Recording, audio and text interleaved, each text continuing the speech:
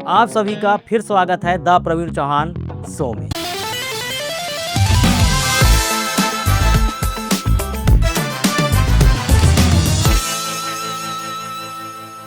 ज्ञान की गंगा बहाने आ रहे हैं, सोए हुए भाग्य को जगाने आ रहे हैं। अपनी कृपा और आशीष की वर्षा से हमारे इस मंच को पावन बनाने आ रहे हैं। आज का ये शो बेहद खास और सौभाग्यशाली है, जिनका नाम लेते ही मन में शांति और श्रद्धा का भाव जाग उठता है। तो आइए स्वागत करते हैं कुरसेजा धाम की पावन धरा से जन जन के कल्याण और आध्यात्मिक चेतना को जगाने वाले कुरसेजा धाम के गौरव परम श्रद्धेय महान संत कुरसेजा धाम बांदा के पीठाधीश्वर पूज्य श्री श्री 1008 परमेश्वर दास महाराज जी का। सबसे पहले तो महाराज जी, आज जो चरण आपके हमारे शो में पड़े, हम आपको अपने बीच में पाकर बहुत धन्य महसूस कर रहे हैं। हमारे लिए बहुत सौभाग्य की बात है। मैं आपका बहुत बहुत हृदय से आभार व्यक्त करता हूँ। हम भी जो है प्रवीण चौहान शो को, क्योंकि हम भी बड़े भाव से यहाँ आए और बहुत अच्छा लगा। कई दिनों से प्रयास था आने का, पर आज आने का शुभ अवसर प्राप्त हुआ है। इस बांदा जनपद में आपने जो ये कार्य किया है और ये संदेश सभी जगह पहुँचाया जा रहा है, भगवान की बड़ी अति कृपा है जो कि ये सब लोग यहाँ आने का शुभ अवसर प्राप्त होता है और ये सब बातें समाज तक जाती हैं। इसके लिए आपको बहुत बहुत साधुवाद, बहुत बहुत धन्यवाद। आपका पूरा जीवन लोक कल्याण और साधना को समर्पित रहा है। आपके भक्त जब आपके दर्शन करते हैं तो उनके कष्ट अपने आप मिट जाते हैं। इस आध्यात्मिक यात्रा की शुरुआत कैसे हुई? और ऐसा हुआ कि मैं बहुत छोटा था, 10 साल की मेरी उम्र रही होगी। उस समय अचानक ऐसे भगवान के प्रति रुझान, पढ़ाई पीरियड था, मैं पढ़ता था, उसी तरह रुझान हुआ। रुझान होने के बाद किसी तरह कोई महापुरुष मिले, संत महापुरुष जो गुरु स्वरूपत में थे महाराज श्री, वो मिले। उन्होंने शिक्षा दीक्षा मेरी दिशाएं बदली। फिर उसके बाद मैं जहाँ मेरा जन्म था वहाँ से निकल करके मैं ब्रज क्षेत्र में गया, वहाँ शिक्षा दीक्षा हुई, प्रयोद श्रीवद में हुई। इस तरह मेरी आध्यात्मिक यात्रा रही। कुछ समय पूर्व में गोरखपुर में पड़रौना क्षेत्र पड़ता है, 2007 में वहाँ था। फिर उसके बाद चित्रकूट आए, चित्रकूट के आने के बाद कुरसेजा जो धाम है, तो ये कुरसेजा धाम का यही इतिहास है कि जब पांडव वनवास काल में आए तो यहाँ 5 दिवस कुरसेजा में विश्राम किए। जो हनुमान जी की मूर्ति है, बड़ी सिद्ध पीठ है, पुराण सिद्ध पीठ है, और वहाँ वो 5 दिन जब विश्राम किए तो कांस जो खेत पे होता है, वो कांस की चटाई बना करके उन्होंने विश्राम किया। उन्होंने उसका कुरसेजा धाम नाम रखा। वो नाम है। वहाँ स्वामी रामचंद्र दास जी महाराज जो बड़े दिव्य और बड़े अध्यात्मिक गुरु के रूप में थे, उनकी वहाँ रचना की होती कई पीढ़ी थी। उसके बाद 2-3 पुष्पों के बाद मैं वहाँ आया और वहाँ भक्तों का तांता तो पहले से ही था और आध्यात्मिक स्थिति भावना, क्योंकि उनकी इतनी अच्छी श्रद्धा रहती है, उस श्रद्धा की पूर्ति भगवान करते हैं। उनकी एकदम भावना के कारण से ये होता है। इस स्थान में ऊर्जा व्यक्तिगत ही पूर्व से ही थी। जब मैं आया था वहाँ की ऊर्जा मुझे स्वयं की अच्छी लगी थी, इस कारण से वो जंगल में मैं रह गया और मेरी इच्छा थी कि कहीं जंगल में कोई स्थान मिले और मैं वहाँ रहूं। और कहीं मैं चित्रकूट छोड़ करके आया था और जब से वहाँ आया हूँ मुझे बहुत अच्छा लगता और प्राय मैं प्रयास करता हूँ कि वहीं ज़्यादा रहूँ। कुरसेजा धाम की जो भूमि है, जो भी उससे जुड़ता है उसको बहुत आत्म संतुष्टि की अनुभूति होती है। एक अलग लगाव हो जाता है वहाँ से। बताते हैं कि बहुत चमत्कारी स्थान है। बहुत सारे लोग वहाँ पर दर्शन करने जाते हैं। बड़े बड़े भंडारे होते हैं, उन्हें वहाँ पे भंडारे में बड़ा प्रेम स्नेह भी मिलता है। मैंने काफ़ी सुना हुआ भी है, मैं खुद भी गया हूँ। इन व्यवस्थाओं के पीछे, जन कल्याण के पीछे आपका इतना बड़ा योगदान, इसके विषय में क्या कहना चाहेंगे? ये कहना चाहेंगे कि वहाँ मैं जब आया था पहले तो वहाँ वो मानता पहले से थी वहाँ, और वहाँ ऊर्जा, क्योंकि वो जो ऊर्जा वहाँ विद्यमान है आज भी, वो तब भी थी। तो वो महापुरुषों की तपोस्थली है। आज भी वहाँ जो क्षेत्र के लोग हैं, कई किलोमीटर से, मतलब दूर दूर के आकर के वहाँ लड्डू सवा मन के चढ़ाते हैं। प्रत्येक व्यक्ति प्रयास करता है भंडारा करने का, और वहाँ 2-3 कार्यक्रम पहले से होते तो उसी को अनवरत चलाया जाता है। और वहाँ हनुमान जी की इतनी बड़ी कृपा है कि वहाँ मानी हुई मंगतें जो है लोगों की पूर्ण होती हैं। मैंने अनुभव भी किया, लोगों ने किया, क्योंकि आज के कली की स्थिति पे जो व्यक्ति जाता है और व्यक्ति विशेष से इच्छाएं नहीं पूर्ण होती हैं तो उस जगह को छोड़ देता है। और भगवान के समीप जब व्यक्ति जाता है, आध्यात्मिक व्यक्ति ये जो भी जाता है, तो अपनी मनोरथें रखता है और भगवान उसकी पूर्ति करते हैं। तभी होता है जब जैसे भगवान श्री राम का वनवास काल हुआ, और जब वनवास काल भगवान श्री राम का हुआ तो भरत जी महाराज जब राम जी से मिलने जा रहे हैं, अयोध्या की संपत्ति की रखवारी किसको दी जाए, कैसे दिया जाए किसको, तो गोस्वामी जी कहते उनको उस रखवारी में रखा गया जे सपने नि धर्म न डोले।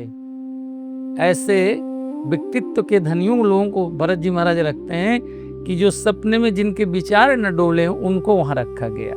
तो आज भी हमारी आध्यात्मिक दृष्टियों पे प्रभु कृपा से ऐसा किया जाता है, उन्हीं व्यक्तियों को रखवारी में रखते हैं कि जो पद के योग व्यक्ति हो, पद के योग नहीं तो पद स्वयं उसको छोड़ देता है। तो जो हनुमान जी की कृपा है तो वहाँ महापुरुषों की कड़ी में चलते रहे, तो एक छोटी सी सेवा हमको भी मिली और वो छोटी सी सेवा करने के लिए आए हैं। और महापुरुषों का आशीर्वाद तब भी था और बना ही रहेगा वहाँ, क्योंकि हनुमान जी की ऐसी प्रतिभा है, आप गए होंगे तो आपको लगता ही होगा। क्योंकि जब हम नहीं थे तब भी ऐसा था, क्योंकि वो पांडव कलीन की मूर्ति हनुमान जी महाराज की है और वहाँ बहुत से अनुभव किए गए हैं। कहने का विषय नहीं है, अनुभव का विषय है, क्योंकि भगवान की ऐसी वहाँ ऊर्जा है। और हम हो या आप हो, हम लोगों का सनातन की स्थापना करना उसका कर्तव्य होना, क्योंकि भगवान हम लोगों को इसलिए भर्ती करते हैं क्योंकि संसार में जो साधु महात्मा इनका बहुत बड़ा योगदान है। मुझे इस चीज़ का अनुभव होता है, कहीं भी हो दुनिया में, जहाँ भी हो, कहीं ना कहीं जैसे लोग बाग कहा करते हैं कि इनके कोई परिवार नहीं है, तो परिवार का मोह नहीं जानते हैं, मैं कभी वही सुना करता हूँ। तो साधु का जो परिवार होता है वो संपूर्ण समाज होता है, व्यक्ति विशेष नहीं परिवार होता है, क्योंकि हमको तो पूरे समाज की, पूरे परिवार की चिंता है। क्योंकि ईश्वर सर्वभूता नाम प्रभु तो सब भूतों में, सब में समाहित हैं, तो उनके हम पात्र हैं, उनके अनुयायी हैं, तो उनकी जैसी लीला वैसे तो हमको होना होगा। पर लोगों की एक सोच बन गई है कि इनके परिवार नहीं है तो परिवारों की चिंता, ये बेदर्द क्या जाने, ऐसा लोग कहते हैं। पर हमको लगता है कि जितना दर्द हम लोगों को होता है उतना जैसे शायद लोगों को ना होता होगा, कि दूसरे का दर्द देख करके हमारा हृदय पिघलता है। देख करके एक हमारे क्षेत्र में गौशाला वाले स्वामी जी थे, बड़े महापुरुष थे, उनका अंतिम समय था और रात्रि में उनका शरीर छूटना था। तो उनसे मैंने पूछा कि आप इतने बड़े महापुरुष हैं, उनको कुछ ऐसा बीमारी थी, तो मैंने उनसे प्रश्न किया कि महाराज श्री आप इतने बड़े, मतलब अल्प बुद्धि पर मैंने प्रश्न किया, यद्यपि नहीं करना चाहिए। तो मैंने कहा कि आप इतने बड़े महापुरुष हैं और आपको ऐसा क्यों हो गया। बोले संसार के जितने अपराध हैं लोग आकर के प्रणाम करते हैं, आशीर्वाद लेते हैं, और हम देवित होकर के आशीर्वाद देते हैं कि जाओ तुम ठीक हो जाओ, तो वो तो नहीं भोगता, तो वो भोग तो हमको भोगना पड़ेगा ना भाई। वो भोगे हम भोगे, उसके इतनी ऊर्जा नहीं है, जो ऊर्जावान हो वो भोगेगा, तो हम अपनी ऊर्जा नहीं दे पाए तो भोगे। अब अंतिम में हमको जाना है। उन्होंने रात्रि में ही शरीर छोड़ा। यहाँ जसईपुर पड़ता है और वहाँ कभी आप उनके बारे में पता लगाइए, स्थान है उनका जसईपुर में, तो बड़े महापुरुष थे। तो हमारे ये जो बुंदेलखंड की भूमि है, ये चित्रकूट की जो भूमि है, यहाँ साधकों की तब भी कमी नहीं थी और आज भी कमी नहीं। आज भी साधक यहाँ साधना करते हैं, जैसे पुरानी परंपरा थी वो उतनी गति नहीं हो सकती भाई, कभी तीव्र गति हो जाती, कभी धीम गति होती। कोई महापुरुष आता है तो गति बढ़ जाती, कभी धीम होती है, पर बीज जो है वो चलता रहता है, वो निर्बीज नहीं होता है। तो इसलिए कुर्सेजा धाम आदि ये पुराने सिद्धों की जगह है।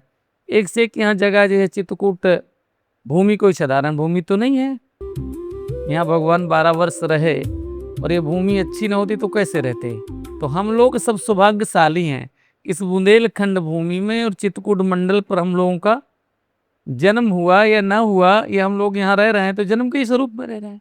आजकल की भाग दौड़ की ज़िंदगी में इंसान बाहरी दुनिया में तो बहुत तरक्की कर रहा है, लेकिन अंदर के मन से बहुत अशांत है। अध्यात्म से जुड़ने के बाद कैसे मन की शांति को प्राप्त किया जा सकता है? बिन संतोष न काम न साही, काम अछत सुख सपने नाही। क्योंकि हमारी जो द्वंद्वता जिंदगी है, ये चंद्र जो जीवन है, जीवन तो छोटा है पर इसका हम भविष्य बहुत ज़्यादा तगड़ा सा देखते हैं, वर्तमान नहीं देखते हैं। भविष्य ये हो जाएगा वो हो जाएगा, तो मृग तृष्णा की तरह हम दौड़ते हैं। जैसे मृगा के नाभि में कस्तूरी होती है और वो दौड़ता रहता है, तो हम सब आत्म शांति खोजते हैं, दौड़ते हैं, जो कि अपने आप हम विचार करें। क्योंकि पहले प्राचीन काल में जो हमारे बुजुर्ग थे अशांत नहीं हुआ करते थे। आज आप देखते हो कि बच्चे युवा आत्महत्याएं कर लेते हैं। किसके लिए? आध्यात्मिकता न होने के कारण, विवेक न हो गए, थोड़ी सी बात हुई और गए। और हमारे प्राचीन काल के जो लोग थे, पहले जो प्राचीन काल के लोग थे, बुजुर्ग थे, तो इकट्ठा 150 बैठ करके आग तापा करते थे, आपस में चर्चा करते थे, खेत खरिहान जाया करते थे और बढ़िया मोटा खाते थे, आराम से रहते, कोई न बीमारी न बहुत अस्पताल नहीं थे। तो आज जो हमारी आत्मिकताएं जो छीन गई और हम अशांत हैं, तो ये हमारी देन है और किसी की देन नहीं है। आध्यात्मिकता तो अभी भी हम उसको माने ना, क्योंकि हमारे अंदर में इतनी बड़ी चतुराई आ चुकी है, इतना छल आ चुका है, क्योंकि हम अपने को अपना नहीं मानते, पराये को पराया नहीं मानते हैं। एक हम सीमित हो गए, अपने परिवार में सीमित हो गए, दो बच्चे हम, और जब हम सीमित हो जाएंगे तो हमारे विचार सीमित हो तो रहेंगे। जब हम असीमित होंगे तो हम, क्योंकि गोस्वामी जी ने रामचरितमानस में लिखा है कि परहित बस जिनके मन माही, तिन कहूं जग दुर्लभ कछु नाही। तो हमारा जीवन परहित रहा ही नहीं ना, अपना हित ही नहीं कर पाए हम, तो परहित रहा नहीं। परहित सरिस धर्म नहीं भाई, पर पीड़ा सम। क्योंकि जटायु को जब भगवान गति देने लगे तो भगवान कहते हैं मैं अपने तरफ से कुछ नहीं दे रहा हूं। बोले क्यों? क्योंकि तात कर्म निश्चय गति पाई। भजन को भगवान ने नहीं कहा कि तात भजन से निज गति पाई, तात कर्म। बोले तुमने ऐसा किया कि परमार्थ के लिए रावण से युद्ध किया और सीता की रक्षा करी, अपने प्राणों का अपने बलिदान किया, कुर्बान किया और नहीं डरे। इसलिए तो अब जटायु को शांति इस रूप में मिली कि भगवान कहते हैं कि तात भजन से नहीं, तात कर्म से निज गति पाई। भगवान स्वयं मोक्ष देने का एक जटायु को जो मांसाहारी है, पक्षी है, मनुष्य भी नहीं है, और भगवान से कहता है जटायु कि नाथ दशानन ये गति की, जिसको आपने 10 सिर दिए हैं वो मेरी ये गति किया है। और तेई खल कह दिया कि सीता का हरण भी कर लिया है, अब मैं चलना चाहूंगा। तो भगवान सोचते हैं कि तुम्हारे कोई पुत्र नहीं है, मेरे पिता नहीं है, मैं आपको पिता का प्रेम दूंगा, आप पुत्र को। बोले नहीं, अब मैं चलना चाहता हूँ, क्या अंतिम यात्रा में खड़े रहोगे? भगवान ने कहा कोई गारंटी नहीं। बोले मैं आज की गारंटी। तो इसलिए आप आध्यात्मिक दृष्टि उठाएंगे, शास्त्र उठाएंगे और अपने विचारों को शांत करेंगे, तब आध्यात्मिक दृष्टियां होंगी। नहीं तो मुझे तो लगता है कि अभी तो कुछ ठीक है, उसके बाद तो और अशांतियां होंगी। आपको नहीं लगता? आप युवक हैं, युवा है, आपको स्वयं लगता होगा। बिल्कुल। मुझे तो लगता है कि मेरे यहाँ बहुत से लोग आते हैं और मैं उनको कहा करता हूँ कि कोई किसी को समझाने की जरूरत नहीं है, अपना मन स्वयं समझा देता है, ये अच्छा है, ये बुरा है, ये दुख है, सुख है। जैसे मैं आपके परिवार पर बैठा था, मैं अपना निजी भाव जी, आपकी माँ का भाव देखा, आपकी पत्नी का भाव देखा, आपकी भाभी का, आपके भाई का, आपकी बहनों को। मुझे नहीं लगा कि मैं नई जगह में कहीं आया हूँ, मुझे लगा कि मैं बहुत पहले से आया था। को जो हमारे अंदर है वही स्वरूप पेश कर देंगे तो हमको आत्मिक शांति उस स्वरूप में भी मिलेगी। क्योंकि जहाँ बैठने से हमको शांति मिले और लागे ज़्यादा देर तक बैठे हैं, तो वही तो आत्मिक शांति का विचार है। और कहीं आप जाएं और उड़ जाए ऐसी लगता है चलें, हमको वहां से भी नहीं लग रहा था, यहाँ से भी नहीं लग रहा है। हनुमान चालीसा और बजरंग बाण का पाठ करने में लोगों को किन बातों का विशेष ध्यान देना चाहिए ताकि उनको पूरा लाभ मिले? मुझे तो लगता है कि प्रथम तो अपने अंतःकरण को पवित्र भाव से पढ़े, जैसे हम वैसे भगवान के सामने हैं, मुझे ऐसा लगता है। क्योंकि जब हम आध्यात्मिक विचारों से और संपूर्ण समर्पण होकर हम कोई कार्य करते हैं ना, तो हमको संभालना नहीं पड़ता, स्वयं ईश्वर संभालने लगते हैं। जैसे कोई बालक हो और लड्डू नहीं कह पाता, वो अड्डू कहता है, और उसके माता पिता समझते हैं कि हमको लड्डू ही देना चाहिए, पर भगवान स्वयं कहते हैं मन क्रम वचन छाड़ चतुराई, तो भजत कृपा करी है रघुराई। मन से, वचन से, तन से जो हम चतुराई छोड़ देंगे, जब हम किसी लहरी में आ जाते हैं ना, तो हमको अपने आप का संभाल खत्म हो जाता है। हम क्या बोल रहे हैं, जैसे हम तुम्हारे सामने हैं। कोई भक्त भी हम लोगों से कहता है ना, आकर के बड़ा पीड़ित होकर के हम लोगों से कहता है कि महाराज जैसे अच्छे हैं बुरे वो तुम्हारे हैं, तो हमको लगता है कि उस पर सहानुभूति आ जाती है।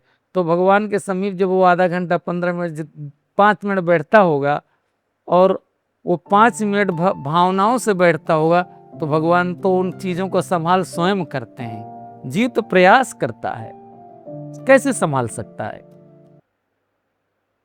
विचार करें, कैसे संभाल सकते हो कि वो जब भगवान के सामने कहते हैं जय जय जय हनुमान गोसाई कृपा करो गुरुदेव की नहीं, हनुमान जी से प्रार्थना की हनुमान जी ऐसी कृपा करो जैसे गुरु कृपा करते हैं। तो राम जी की इच्छा से, क्योंकि इसलिए आध्यात्मिक विचार ये है, जैसे कोई भगत अपने विचार भगवान के सामने रखता है ना, तो भगवान स्वयं उसकी भावनाओं को पढ़ लेते हैं। जैसे माता पिता अपने बालक की भावना को पढ़ लेते हैं, उसकी सरलता सहजता को पढ़ लेते हैं, तो भगवान के जब हम समीप जाते हैं, तो हम अपने आप को ये संभाल करके ही पढ़ते हैं कि हमसे कोई अपराध ना हो, प्रभु आप संभालिएगा। जब हम ईश्वर पर छोड़ देते हैं ना, ईश्वर स्वयं संभालना प्रारंभ करता है। जब हम स्वयं अपने आप को सब कुछ करने लगते हैं, तो हमको स्वयं पर संभालना। आपने देखा होगा, बिल्ली के बच्चे को देखना और बंदर के बच्चे को देखना, तो बंदर का बच्चा जो होता है वो ज्ञानी होता है, और बिल्ली का जो बच्चा होता है वो भक्त होता है। तो बिल्ली स्वयं उसको संभालती है, बिल्ली के बच्चे कभी भी अपनी माँ को नहीं संभालता, और बंदर का बच्चा स्वयं माँ को पकड़ के रखता है, माँ कभी नहीं पकड़ के रखती है। तो भक्त ज्ञानी का पतन हो सकता है यदि चूक हो गई, और भक्त का पतन नहीं होता है, क्योंकि भक्त से चूक होती ही नहीं है, कि वो समर्पण है। भगवान तुम मुझको संभालो, मैं तुमको नहीं संभाल पा रहा हूं। इसलिए हम भगवान के सामने अपने जो हमारे सामने जो भी है हम रख देंगे।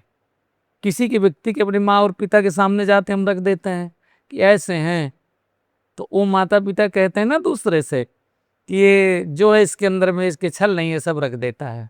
तो वो स्वयं संभाल करने लगते हैं कि इसको संभाल करिए, निर्छल है, झूठा नहीं है। इसलिए हम भगवान के सामने जैसे वैसे रख दें, तो आज नहीं तो कल तो ईश्वर हमको संभालेंगे। क्योंकि हनुमान जी का जो हम पाठ करते हैं, तो हमारा अंतःकरण पवित्र भावनाओं से तब हम वहां जाते हैं। यही सर आवत अति कठिनाई, और राम कृपा बिन जाए न जाई। भगवान की कृपा नहीं होगी तो हम वहां नहीं जा पाएंगे। मंदिर के समीप लोग जा करके लौट आते हैं। मैंने तमाम मुस्लिमों को देखा है, जो लोग कहते हैं कि मुस्लिम भक्त नहीं होते हैं, मेरे यहाँ आते हैं, हथौड़ा से आते हैं। वो जो मौलवी वगैरह हैं वो आते हैं हमारे यहाँ, और मेरे मन में बड़ी प्रसन्नता होती है और भाव होता है, क्योंकि हनुमान जी के मंदिर में आते हैं। हमारे यहाँ कई तिंदवारी में हमारे यहाँ कई ऐसो मुस्लिम आए, वो हनुमान जी के मंदिर में जाते थे, अब्दुल रज्जाक वगैरह थे। तो ये विषय नहीं है, भगवान जिसके अंदर ये भाव दे देता है, सबके नहीं देता है। आप सोचे हिंदू पर जाते हैं तो नहीं, कभी कभी मुझ पर मात्रा थोड़ा सा कम ज्यादा हो सकती है ना, क्योंकि कम ज्यादा हो सकती है। पर हाँ, आज का युवक है, युवा है, आप अपने से देख लीजिएगा, क्योंकि साधु संतों पर और धर्म पर, मंदिरों में, ईश्वर पर आस्था ज्यादा हो गई है। कथा में आज चाहे जहां देखें, हमारे आश्रम में छोटे छोटे युवक ही और बच्चों से जुड़े हैं, अपने घर छोड़ करके सब सेवा करने आते हैं, सुबह शाम दोपहर में। घर में वो एक गिलास पानी नहीं पीते, पर उनको आध्यात्मिकता से उनको ये लगता है कि यहाँ जाएंगे तो कुछ लोभ हो या ना हो, होता है कि हमको पुण्य मिलेगा। क्योंकि जो हमारे ये आश्रम है, ये केंद्र हैं, ये हमारे विचारधाराओं को शुद्ध करने का केंद्र है, फिल्टर है, हम फिल्टर होते हैं वहाँ। इसलिए हनुमान जी के जो सामने, तो मेरा तो मत ये है, मानना है कि जैसे हम वैसे सुना दे में। और इतना सरल हनुमान चालीसा है, सरल है कि कक्षा 1 का विद्यार्थी भी उसको रट लेगा तो हो जाएगा।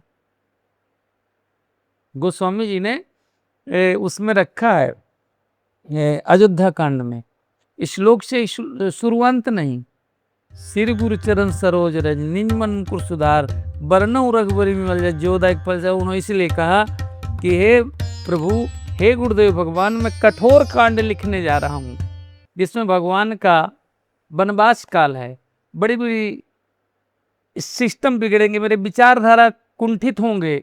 तो हे गुरुदेव भगवान, यदि मेरा शरीर भी छूटे तो आप मेरे समीप रहिएगा, कृपा करिएगा। जय जय जय हनुमान गोसाई कृपा।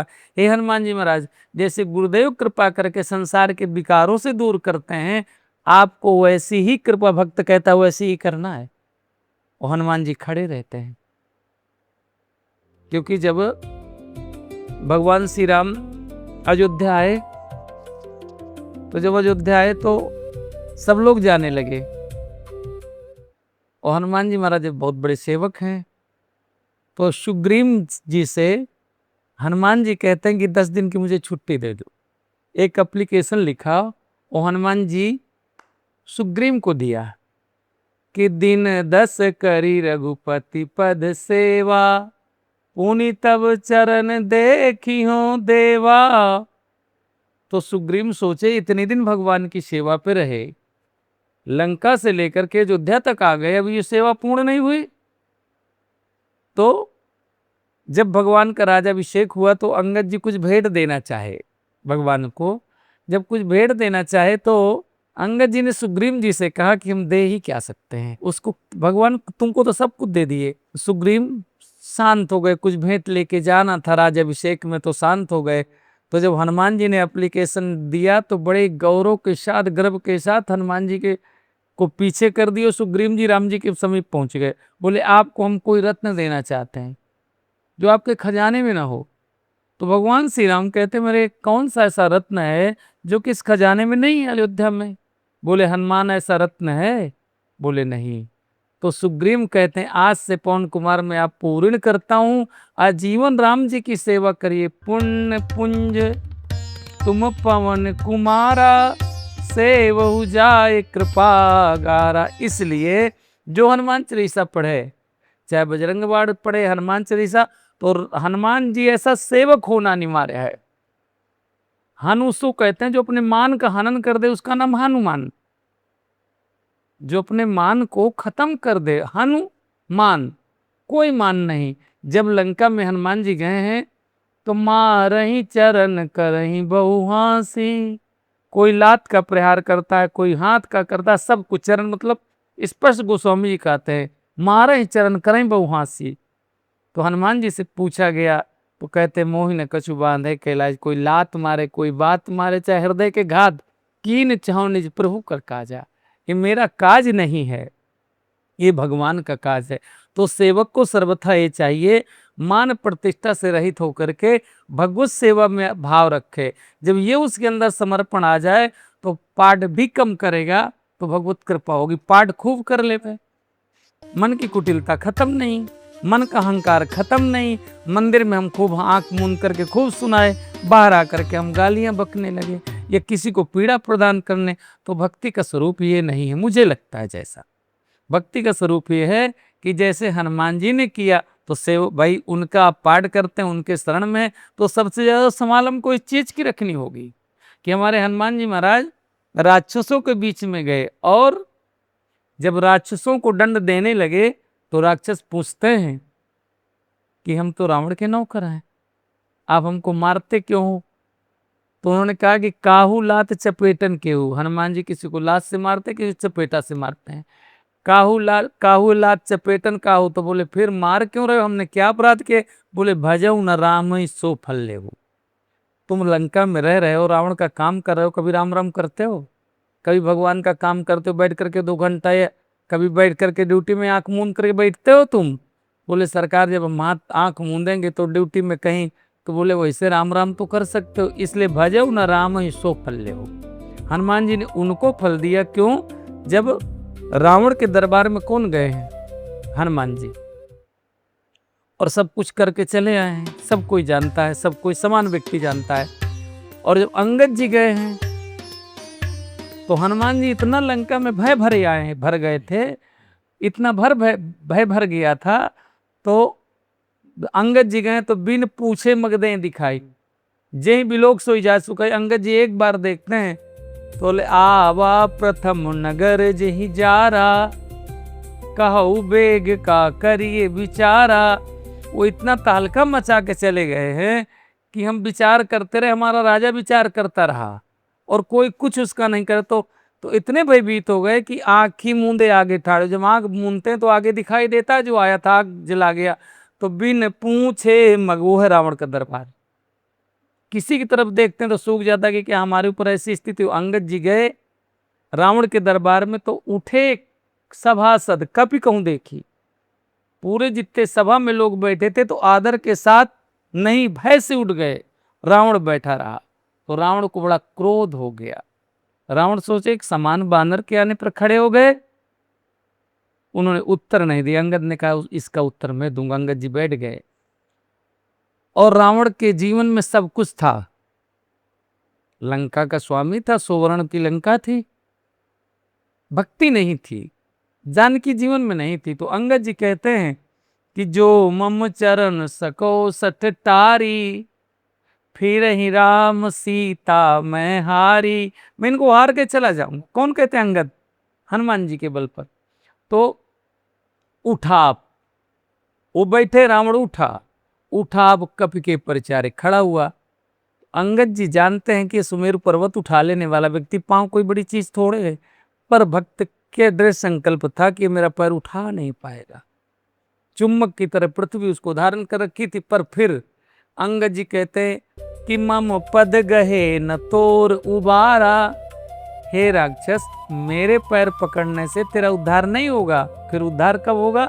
जब गास न राम चरण सठ जाई, राम जी के चरण पकड़ोगे तो तेरा कल्याण। तो रावण फिर बैठ गया। तो अंगद जी ने उत्तर दिया कि जब मैं आया था ये भय से उठे थे, और जब ये बैठे थे तुम लोभ से उठे थे। और आपने कभी संसार में भी देखा होगा और देखिएगा कि लोभ और भय से काम होता है, बीच वालों का काम तो देखा जाता है। आपकी तो भय बहुत बड़ा डाल दीजिए तो आपका काम सरकारी अर्जन या कोई कर देगा, और या आप लोभ दे दीजिए और बीच वालों को पूरे देखते प्रयास करते, होता है ना। तो जब वो गए अंगद जी तो वो काहे से खड़े हुए? भय से। और रावण जब वो बैठे हैं तो वो लोभ से खड़ा हुआ। तो हमारी जीवन की यही द्वंद्वता है। वह हनुमान जी महाराज, अंगद जी भी शांति दूत बन करके जा रहे हैं रावण की बात। जो आपने शांति की बात करी कि सुख शांति मिले, तो शांति दूत बन के कौन गए हैं? अंगद जी रावण के पास। पर जब रावण के जीवन में शांति हो तब तो शांति माने, उन्हें कोई नहीं माना और युद्ध करने के लिए तैयारी हो गई। और युद्ध अंतोगत तो युद्ध हुआ। तो मेरे कहने का तात्पर्य है कि हनुमान जी महाराज के ऋणिया कौन हुए? भगवान स्वयं भरत जी ऋणिया। जब लंका में से भगवान श्री विजय प्राप्त करके प्रयागराज पर गए हैं तो भगवान श्री राम के आंख में आंसू आ गए भाई प्रेम पर। भाई प्रेम संसार में बहुत बड़ा विचित्र होता है। भाई से कभी स्वार्थ नहीं होता है और न कभी स्वार्थ करना चाहिए। चंद शब्दों धन को त्याग देना चाहिए भाई के लिए, मेरा जहां तक मानना है। तो उसके बाद भगवान स्वयं हनुमान जी से कहते हैं, भैया बिन नैया है डूबत मझधार बीच, मारुत कंदैया है पार तू लगा दे। आपने मेरी रक्षा की है, आज जो है मांडवी के सिंदूर की रक्षा कर दो। तुम चले जाओ और मेरा भैया जियत न पाऊं वीर। क्योंकि शायद चतुर्मास माह भी, अधिक मास जब ये था, कोई ऐसा माह आया हो, ऐसा दिन तो एक दिन बढ़ गया हो, घट गया हो, तुम चले जाओ। तो हनुमान जी महाराज गए हैं। और भरत जी महाराज सोचते हैं जो राम जी का संदेश देगा तो मैं उसको बहुत कुछ दूंगा, बहुत कुछ दूंगा, थोड़ा नहीं दूंगा। तो जब हनुमान जी कथा सुनाने लगे तो कहते हैं अब मुझे जब कोई दिवालिया घोषित हो जाता है कर्जा लेते लेते ना, लिख जाता है दिवालिया, तो और लेता है वो, और दे दो। तो हनुमान जी से भरत जी कहते आपका ऋण तो मैं हो गया हूँ। ये संदेश सरिस जग माही कर विचार दे, क्यों कुछ देने लायक रहा नहीं, तो कहूँ कपि कब हूँ। भाई हम भगवान, हमको ये भी तो कह सकते हैं ये व्यक्ति बहुत दुष्ट है, मैं आपको ये भी तो कह सकता हूँ कि प्रवीण जी बहुत दुष्ट हैं, ये भी तो कह सकता हूँ, पर ये भी कह सकता हूँ कि प्रवीण बहुत भक्त हैं। तो भरत जी महाराज कहते हैं ये नहीं, दुष्ट नहीं। भरत जी कहते हैं कहो कपि कबहु कृपाल गोसाई, सुमरत मोहि दास की नाई, रघुवंश भूषण कबहु हम सुमरन करत। मेरा कभी सुमरन करते हैं?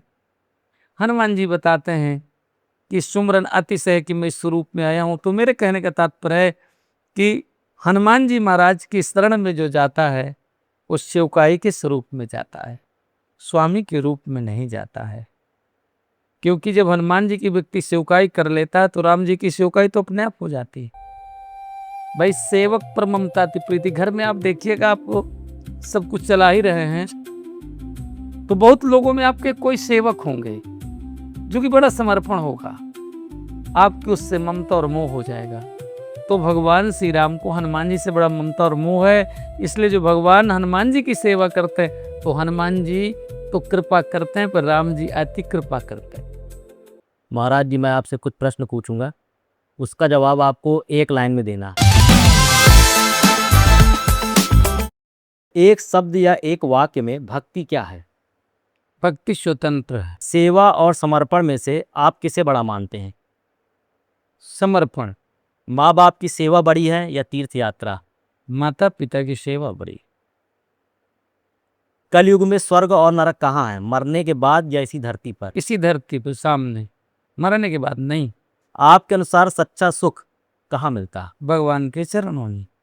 आदरणीय महाराज जी, मेरे पास तो शब्द नहीं है आपके लिए कि मैं क्या बोल पाऊँ। मेरे लिए खुद भी इतना बड़ा सौभाग्य है कि मुझे आपके दर्शन भी मिले और मुझे आपसे मिलने का और आपको सुनने का इस रूप में मौका मिला, उसको मैं बयां नहीं कर सकता।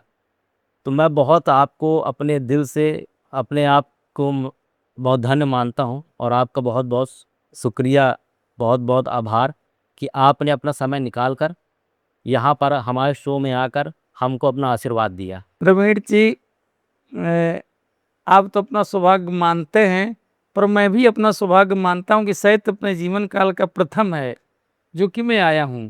मैं शायद कहीं नहीं गया और आपके यहाँ आया हूँ, मुझे इतनी प्रसन्नता हुई है कि आप ऐसे युवक, आप ऐसे बालक इस बुंदेलखंड की धरा पे ऐसे कार्य कर रहे हैं। इसी प्रसन्नता के कारण मैं आया हूँ। यद्यपि व्यस्तता थी पर मुझे लगा कि चल करके आए हैं और इन्होंने मुझसे कहा मुझे जाना चाहिए। और जितनी मुझे उम्मीद नहीं थी इस शो के बारे में, जितनी सरलता और सहजता के बारे में, तो मेरा बैठने का मन तो और करता है, पर सभी सीमाओं से बंधे हुए हैं, सभी के सब कार्य रहते हैं।